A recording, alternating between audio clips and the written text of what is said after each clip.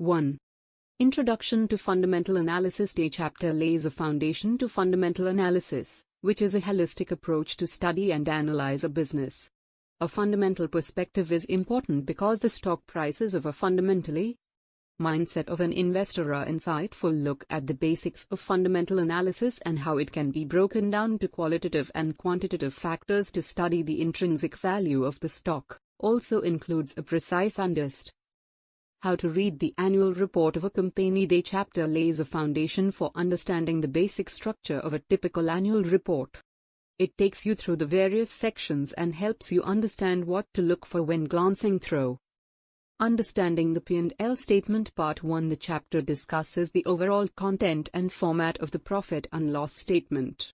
In this chapter we specifically look into the revenue side of the profit and loss statement in detail by looking Understanding P&L statement. Part 2. The chapter explains the expense side of the profit and loss statement, its structure and content by looking into the annual report of a listed company. The accompanying notes/schedules are also analysis.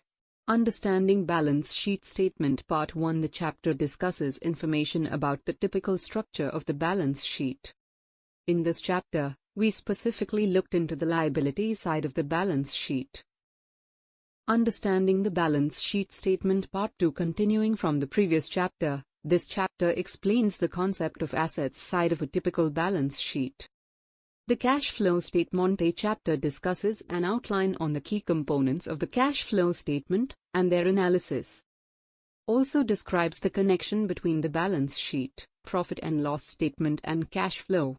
The financial ratio analysis. Part 1. In this three-part series we discussed the analysis of financial statements through financial ratios. In this chapter we looked at the profitability ratios, which indicates the profitability of the firm. The financial ratio analysis. Part 2. In the second part of the series, we learn about the various leverage ratios which help us study the company's debt with respect to the company's ability to service the debt. We also look into the financial ratio analysis. Part 3. In this concluding chapter, we look at the valuation ratios such as price to sales, price to book, price to earnings and their attractiveness from an investment perspective.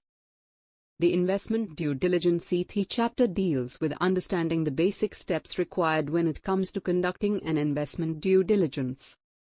The chapter discusses modes, which is a very crucial aspect when it comes to equity research. Part 1. The chapter discusses how a limited resource equity research can be performed by a layman. A basic but powerful checklist is introduced which helps in filtering investment-grade companies from a large DCF. Primates chapter deals with the understanding of the concept of the time value of money and how the DCF model can be used to estimate the price of a stock. The DCF analysis helps us to arrive at the price. Equity research. Part 2. Understand and interpret the concept of free cash flow. A study of the calculation of the per share price using free cash flow and the total net present value of a stock. The finale. An understanding of the drawbacks of the DCF analysis and also a look at the concept of margin of safety. Some insights into managing and rebalancing of your stock portfolio.